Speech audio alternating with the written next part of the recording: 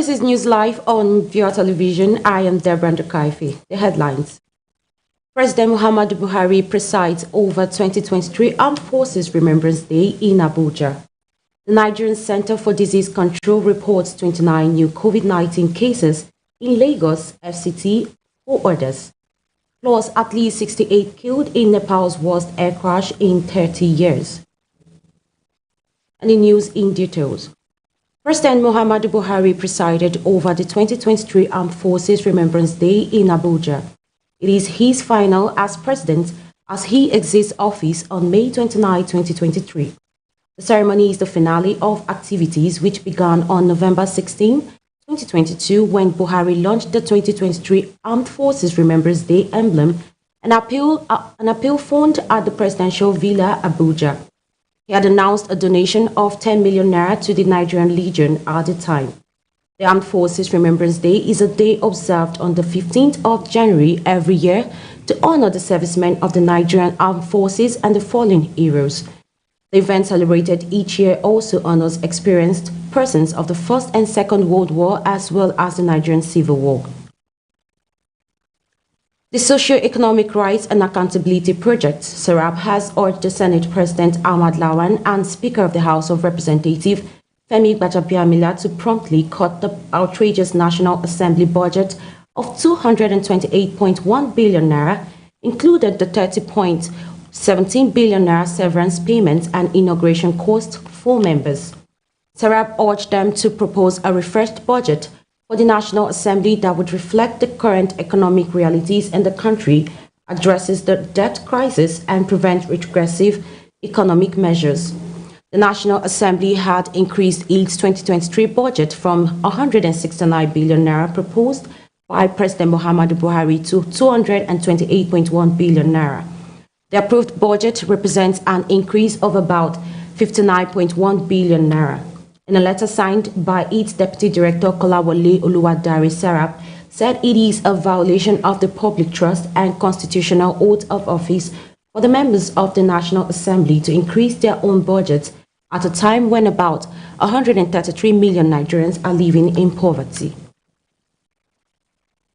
Now, President of the Senate Ahmad Lawan has threatened that granting waivers to revenue-generating agencies may be ceased if they are unable to improve on revenue generation from their agencies. Lawan stated this while briefing journalists of the Senate Press Corps in Abuja on the occasion of his 64th birthday. Lamenting the low turnout from revenue-generating agencies, the Senate President Ahmad Lawan tasked them on the need to improve on funds rather than rely on the federal government.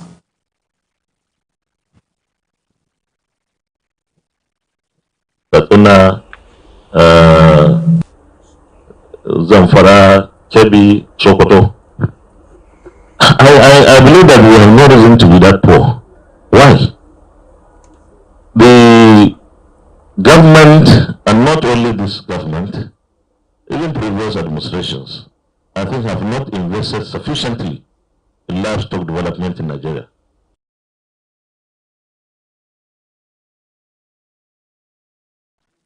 The President of the Senate also made a strong case for those engaged in livestock business to be assisted by the federal government, stressing that the sector is not getting the attention it deserves. Imperative, and also the concessions and the waivers that government has given to some companies and individuals, maybe we need to review that. Certain things can hold on, but certain other things you have to review them. Now every kobo count, because we are in a very, very difficult situation.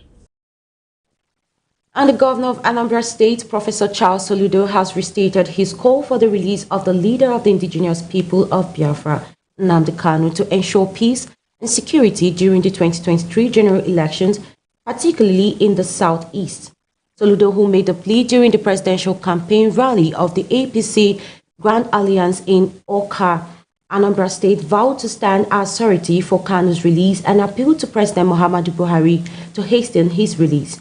The governor, who is also the national leader of the party, argued that Without the release of Kano, the fear still remains that Southeast will continue to experience problems before, during, and even after the elections. In his speech at the occasion, the presidential candidate of APGA, Professor Peter Umeadi, said APGA is the party to beat in the 2023 general election, insisting that his party would hand over a miracle of the century to Nigerians if the presidential candidate mandate.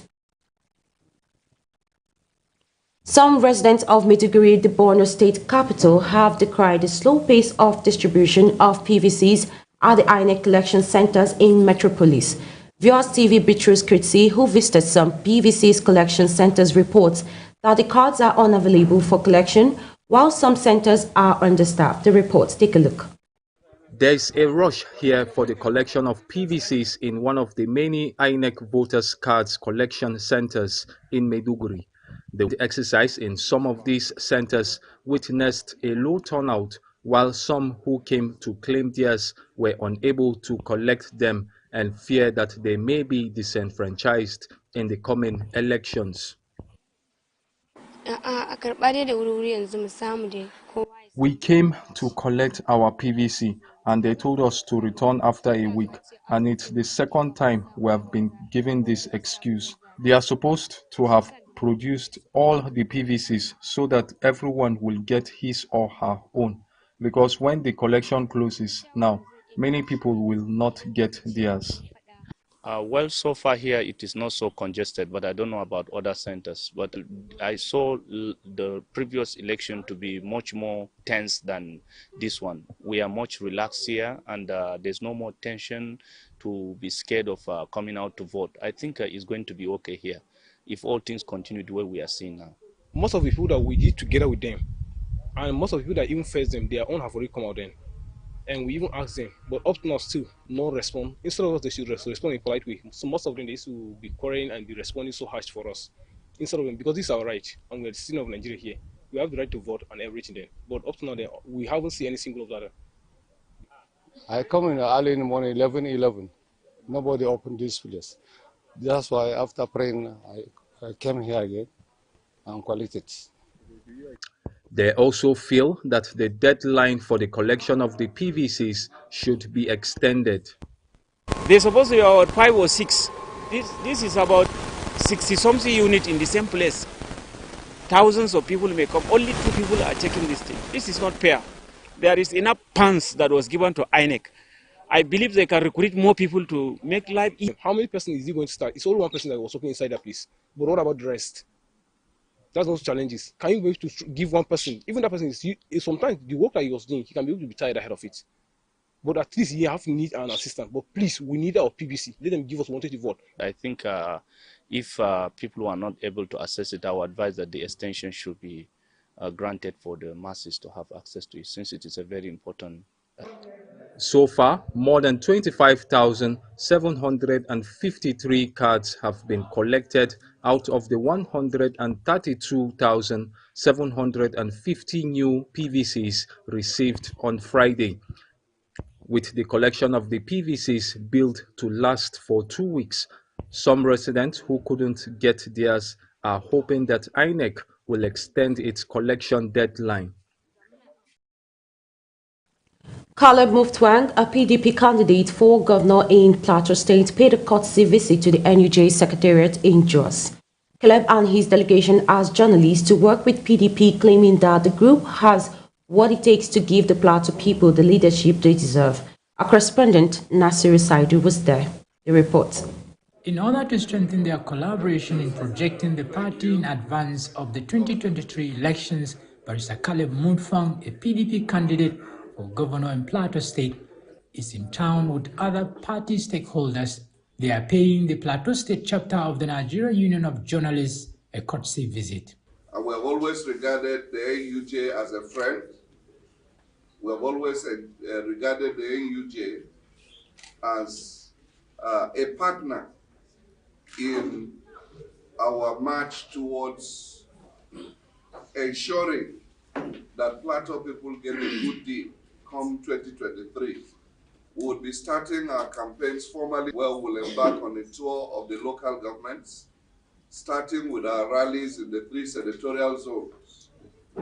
And we count on the NUJ, we count on the media practitioners to partner with us in selling our plans and programs to the people of Plateau. We are persuaded that we have the message that Plateau people need to hear. Mutfan assures Plateau people of his commitment if given the mandate. We are coming on board to offer Plateau people credible leadership. Leadership is very key to progress in society. We are offering ourselves for the people of Plateau to consider and accept us, to give us the opportunity to be able to lead from the front. We intend, by the grace of God, that we'll confront the challenges of Plateau State within the context of Nigeria with boldness, with clarity, and that we will be able to bring in best global practices to bear on our local situation. This visit by PDP governorship candidate to NUJ hopes to strengthen the partnership ahead of the 2023 general elections. Nasr Saidu, VOA TV News, Jos. When News Live returns, a road accident in Mango local government area of Plateau State has claimed the lives of scores of People's Democratic Party supporters. Details of this and more comes to you after the break. Stay tuned.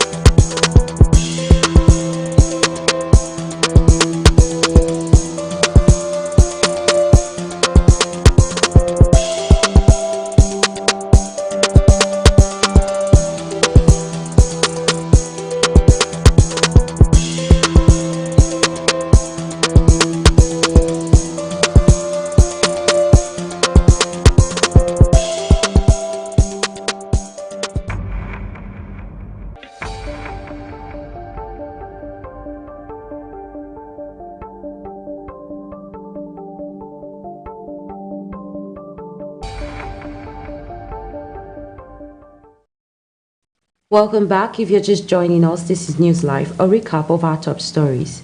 President Muhammadu Buhari presides over 2023 Armed Forces Remembrance Day in Abuja. The Nigeria Center for Disease Control reports 29 new COVID-19 cases in Lagos FCT, 4 others, plus at least 68 killed in Nepal's worst air crash in 30 years. Borno women have been advised to unite in order to reduce the gap in the ratio of women to men in the political arena of the state in the 2023 elections. Analysts says the participation of women in politics has strongly declined in Borno State due to cultural norms and religious sentiments. Beatrice Kritsi takes a look at the chances of women that could be elected into political offices in this year's election, the report. Take a listen. Nigeria is the most populous nation in Africa, with a population of over 200 million, with women constituting 49.95% of the number. In the political space, women comprise almost half of the electorate. According to the United Nations, the national average of women's political participation in Nigeria remains at 6.7% in elective and appointive positions, which is far below the global average of 22.5% target. Borno State has over the years experienced poor representation of women in both elective and appointive positions at the local government, State House of Assembly, as well as in ministries, departments, and agencies of government. In the 2023 elections, 16 women are contesting for political offices in the state, but some residents fear that they may not win. Yau ka tsaya chairman, ka tsaya rep, ka tsaya sanata, kana shigar fice na siyasa, to dole ka jajirce ka shiga jikin mutane soka, kuma ya zama kai mai yin alheri ne. Most of the women politicians are not popular like the few ones we have. For you to be well accepted, you have to be the given type. Empower people like giving them employment and others. Da akwai wata matan da ana kiranta Inna Galadima. Ita ma ta dan fito amma yanzu ta koma baya. An danna ta. Na haka maza su suke danna mata a Borno. It's difficult for women to get political positions because the men are politics players. But who knows, maybe when the present governor completes his government, he might hand over to a woman. Baki mace ta zama shugaba a jihar Borno ba, kuma zai yi ta zama. Amma a bari yanzu. We are not denying women the right to become a governor or hold any political office, but at the moment, the time has not yet come. They should exercise patience till we finish enjoying this government. The poor representation and participation of women in politics, according to some analysts, is due to cultural norms and religious doctrines, as well as male domination in the process. But the problem is they are dependent on the status and positions of their husband. Those that are independent, number one, in terms of finance, number two, in terms of cover-up, number three, outward and physical assertion of themselves and their authorities. In Adamawa State is a very good case study, though there are some internal issues that her chances of winning is very, very slim. Why? Because I said women, we are the architect of our problem. We have the syndrome of pull her down. We don't celebrate fellow women like us. We have to give women chance. When we say we're talking about gender equality, we are not saying we want to be equal with the men. We are only talking about that we have the potentials, that we should be allowed to display our potentials. And this question of godfatherism in politics is very high, and it's very, very disadvantageous to women. By the time you want to have a male person to be your godfather, it's going to read a different meaning. And then what they need to do is they should just get out from their own shield of emotional attachments. If you wanted to be politician, they have to be pragmatists. They have to be pragmatic in persuasion. They have to be pragmatic because people will not allow them to get what they want until when they put in their word completely. Discarding the value-laden identity of our culture will not defy our cultural norms and values. Rather, we are going out there in order to speak on behalf of our fellow women. As the elections draw closer, Nigerians are waiting to see if the 35% recommended by the United Nations for women inclusion in political positions, power, and decision-making will be a reality in Borno State.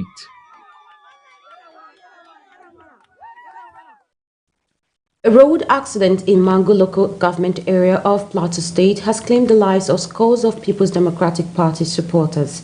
The supporters were said to be returning to Jos after a rally in Pangshin local government area when a truck conveying them crashed in Panyam community of the council area, resulting in the casualties of the party's supporters. According to a source, Scores died instantly while others sustained injuries.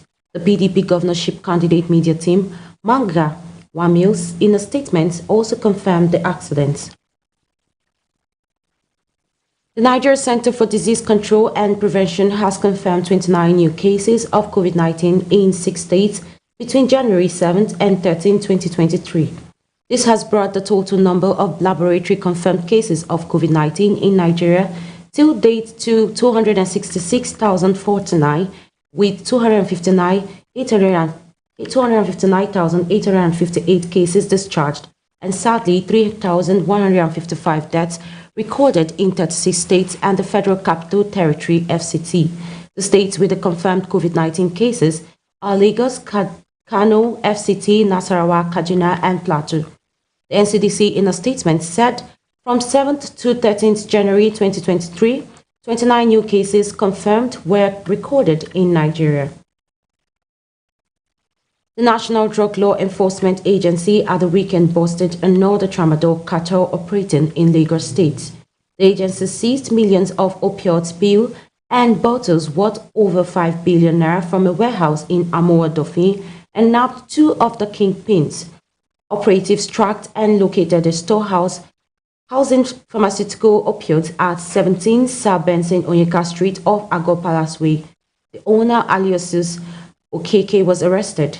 Drugs recovered include 3,264,630 pills of tramadol, 3,490 bottles of codeine, and 915,000 capsules of pregabalin 300 mg. The bust came on the heels of the arrest of a suspect, Olarwaju Lawal Wahab, who distributes for the cartel.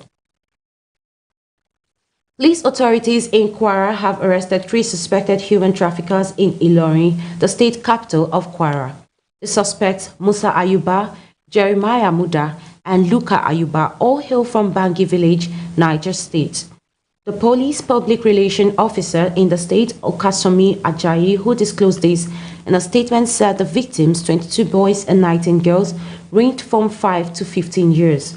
According to him, the suspects were arrested along the Okolo Expressway on 14 January with 41 children while waiting to transport them to an unknown destination. While undergoing interrogation, Ajayi said the suspects claimed to be coming from Niger State to Ilorin to meet a certain pastor to enroll the children in a yet-to-be-identified place.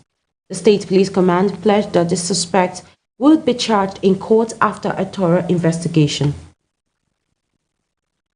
The Niger State Police Command has confirmed the killing of a Catholic priest, Reverend Father Isaac Archie of St. Peter's and Paul Catholic Church, by armed bandits along Daza Road, Kafinkoro, Paikoro local government area of the state.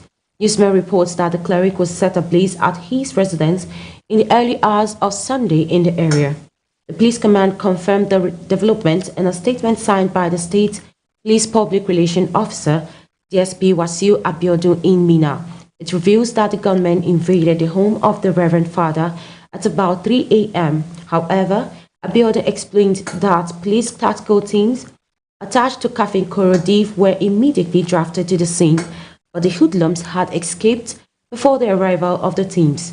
The command added that currently a reinforcement team had been dispatched to the area and effort is ongoing to apprehend the assailants as the investigation into the unfortunate attack had commenced.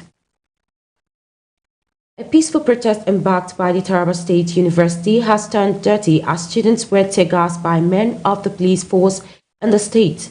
The security services blocked the routes leading to the state government house, putting a stop to the peaceful demonstration that had begun at the state university with the capital, with the goal of reaching the state capital. The report.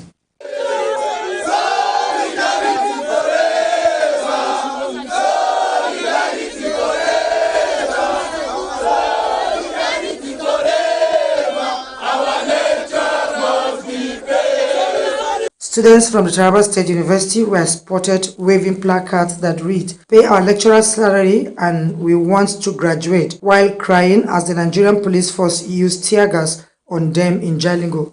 The protest was hijacked by some hoodlums, according to Abimbola Sokoya, the Commissioner of Police for for Taraba State, who was present at the protest site. Every peaceful protest has constitutional safeguard. So if one is coming up with genuine reasons and then going about peaceful protest, it is lawful. But when it is hijacked, or you allow brigands or antisocial elements to hijack that protest, then the police must come in, and we must ensure that on no ground should there be breakdown of law and order. You can see that I'm not also sitting down in the office. My men are working very hard, and by the grace of God, we will definitely ensure that Taraba is peaceful. The police commissioner stated that while the demonstration in support of a right is not improper, constitutional procedures must be adhered to since the police are there to protect its residents. Abimbola advises the populace to live as law-abiding citizens for peaceful coexistence. The lecturer said no exams without payment of salaries, notwithstanding the students' claims that they were expected to start writing their exams on January 9th. Linda Wana, Viewer TV News, Jalingo.